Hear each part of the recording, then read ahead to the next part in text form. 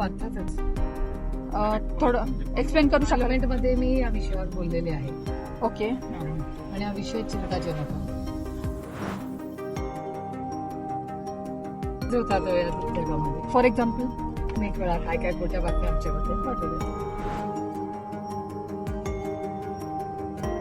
काय पद्धतीने त्याचा विचार करावा लागेल. असं इम्पल्सिव्हली सांगता येत नाही गोष्टी. खूप विचार करून करावा लागेल. कारण का ते माहिती काढायला लागेल की कसं करायचं, काय योग्य राहील, काय अयोग्य राहील. त्याच्यात फ्रीडम ऑफ स्पीच